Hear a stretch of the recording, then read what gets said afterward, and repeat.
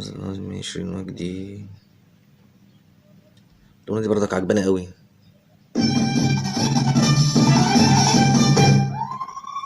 هو كان أغاني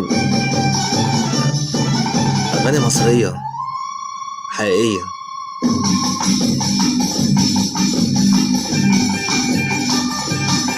ليلى نظمي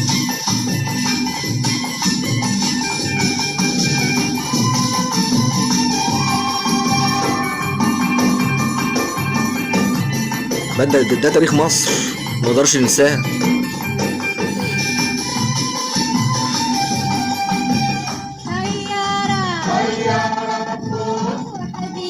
وحبيبي وأمرنا يحرسنا وقروا الفتحة لأبو العباس. يا ولاد بلدنا يا جدع ناس وتقروا الفتحة لأبو العباس. يا ولاد بلدنا يا جدع ناس. حبيبي قال لك يا سمارة يا شغلة جدعان الحارة. أغاني أفراح وأغاني شعبية وأغاني مصرية، كله كان بيحس بيها، كله كان فاهمها. وانت اللي فيهم يا أمارة وطيارة وحبيبي ليلى نظمي هي اللي كانت بتكتب أغاني برضك كتير، أغلبيتها يعني مش كلها. اشتغل معاها بقى بدور مراد، فريد الأطرش، بليغ حمدي.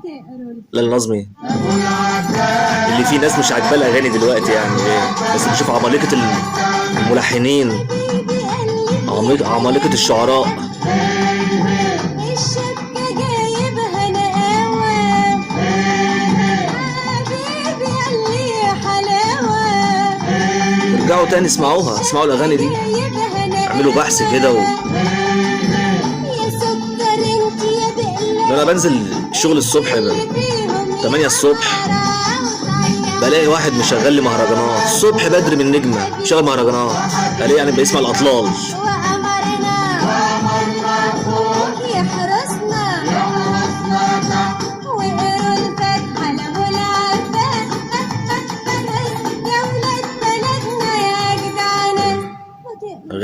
أغاني خفيفة فريحي، كنا بنقول عليها أغاني فريحي. حبيبي قال لي يا صبية يا قشطة بيضة فاكرين في كل شارع كنا بنعمل حنة، كنا بنغني أغاني الحنة وفي الثمانينات وفي التسعينات نمشي شوارع وكفور وبلاد والحنة كله كنا بنبقى مثلا 50 واحد كده كل واحد يغني له أغنية. وحبيبي وأمرنا يحرسنا. واحنا نسينا العادات المصرية ويا ريت مثلا حسناها او بقينا نعمل حاجات اقوى منها، اعمال قوية. لا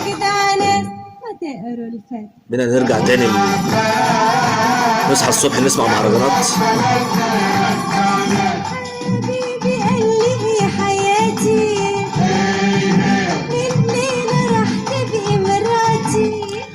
دي اغاني مناسبات، المطرب كان بيشوف المناسبة ويكتب لها اغنية ويلحن لها اغنية.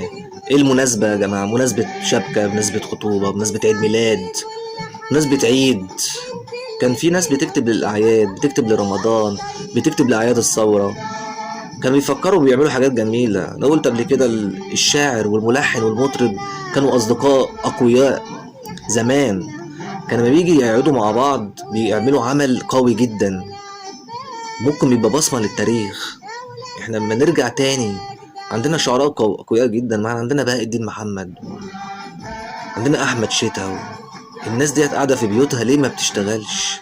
ما تعمل عمل تاريخ قبل ما كل واحد يعدي. نفضل نقول ونعيد